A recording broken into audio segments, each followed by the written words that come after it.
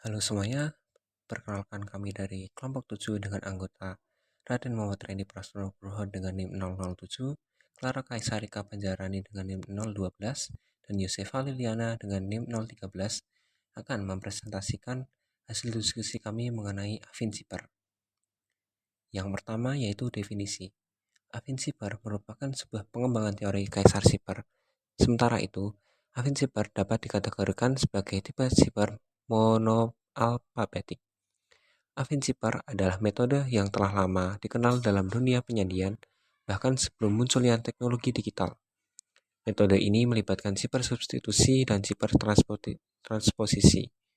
Zipper substitusi adalah proses pengkodean pesan dengan mengganti karakter dari plaintext dengan huruf, angka, atau simbol yang berbeda. Sementara zipper transposisi mengacu pada pengkodean pesan dengan cara merubah urutan huruf-huruf. Selanjutnya kita akan masuk ke proses enkripsi. Proses enkripsi sendiri bisa kita lakukan pada Affinziper menggunakan rumus di bawah ini. Dengan C kongruen A kali P ditambah K modulo 26. Dengan C adalah ciphertext yang akan kita cari, A adalah kunci pertama dalam kunci, P adalah nilai plaintext yang akan disandikan, K adalah kunci kedua atau jumlah pergeseran yang ada, dan M adalah jumlah seluruh huruf pada tabel plaintext yang berjumlah 26. Dengan syarat kunci A, FPBA dan M harus sama dengan 1 atau relatif prima, dan A tidak boleh sama dengan 0. Dan syarat kunci K yaitu K lebih besar atau sama dengan 0 dan kurang dari 26. Berikut ini adalah tabel nilai plaintext yang bisa digunakan dalam penyandian atau pengkodean Affinziper. Selanjutnya kita masuk ke proses dekripsi. Proses untuk mendekripsikan dengan menggunakan algoritma Affinziper bisa dilakukan apabila terdapat inverse dari A. Proses dekripsi secara sistematis dapat dirumuskan sebagai berikut. Dengan P kongruen A inverse dikali C kurangi K modulo 26.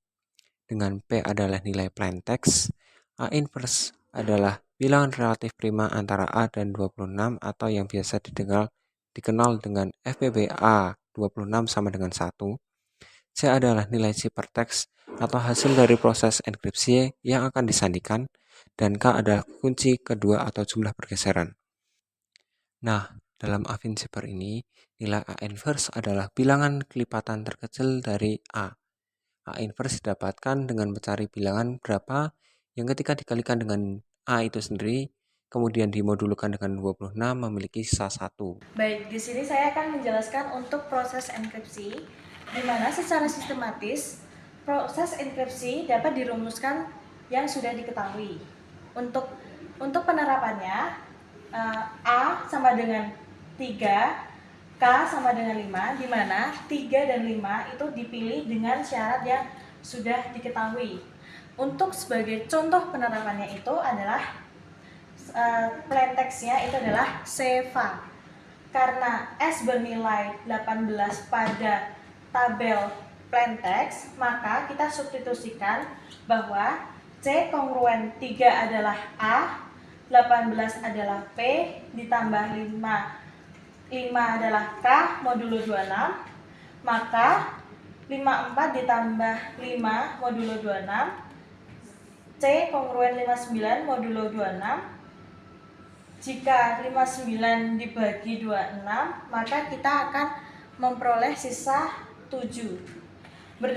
Berdasarkan tabel plaintext, maka ciphertext 7 adalah H. Dengan proses yang sama, kita akan mencari plaintext EFA, maka diperoleh hasil enkripsinya HRUF. Nah, teman-teman, di sini saya akan menjelaskan proses dekripsi. Tapi sebelum memulai proses dekripsi, kita harus mencari dulu nih nilai dari A inverse. Nah, untuk mencari A inverse adalah A dikalikan suatu bilangan dan jika dimodulokan, itu syaratnya harus bersisa 1. Nah, bilangan yang akan kita cari itu adalah nilai dari A inverse. Seperti yang kita tahu, bilangan terkecil yang jika dimodulokan dengan 26 yang menghasilkan sisanya 1 itu adalah 27. Nah, 27 jika dimodulkan dengan 26 itu menghasilkan sisa 1. Kan tadi kita di soal kita tahu bahwa nilai A itu adalah 3. Nah, jadi 27 ini yang sudah kita temu nih, bilangan terkecil yang jika dimodulkan dengan 26 itu bersisa 1 kan. 27 ini kita bagi dengan 3. Jadi 27 dibagikan dengan 3 itu menghasilkan 9. Jadi 9 ini adalah nilai dari A inverse yang memenuhi. Seperti itu. Nah, tadi kan kita sudah mencari nilai dari A inverse-nya dan kita menemui A inverse itu bernilai 9. Nah, sekarang kita bisa melanjutkan proses dekripsinya. Nah, jadi nilai dari ciphertext yang akan kita dekripsikan itu adalah H, R, U, dan F. Nah,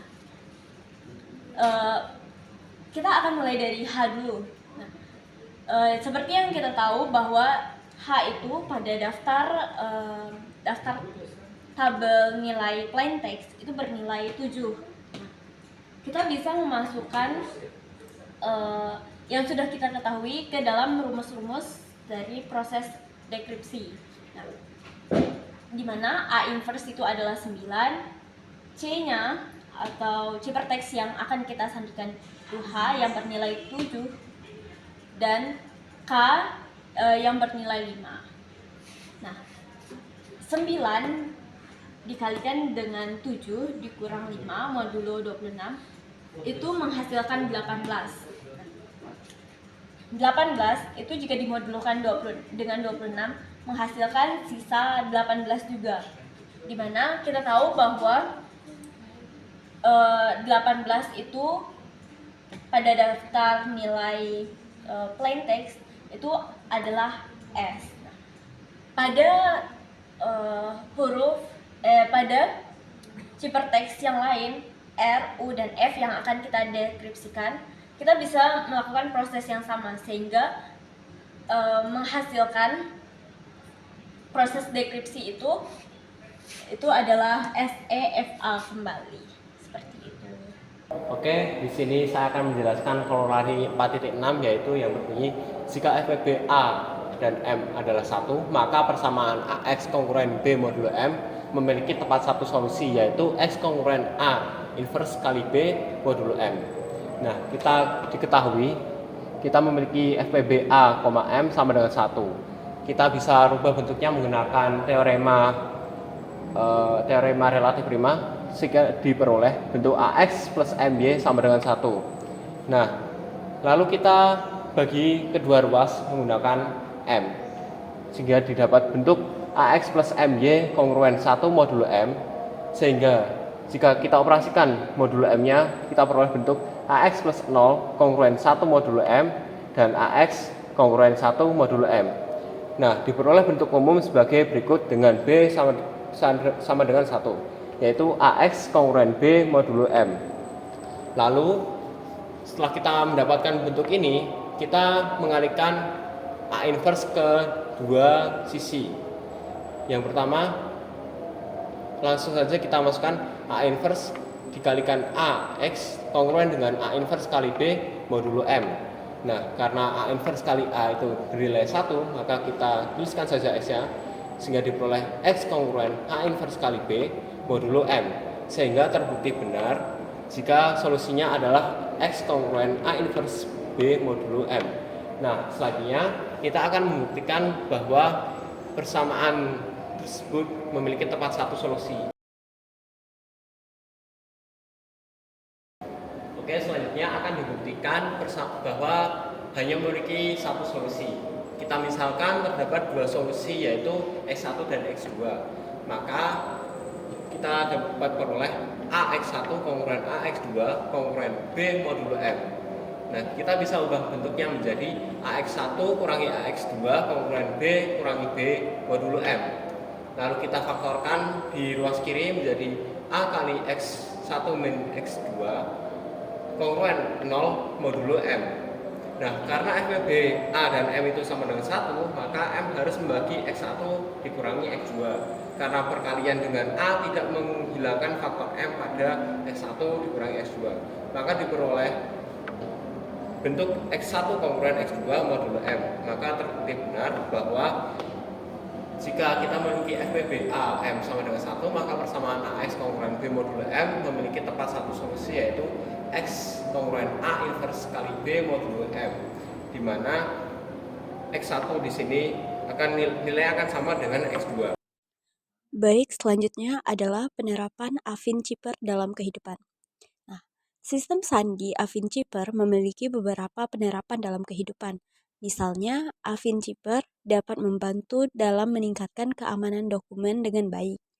Selain itu, Affine-Chipper juga bisa dikombinasikan dengan beberapa sistem sandi yang lain untuk mengamankan pesan pada aplikasi chatting berbasis Android.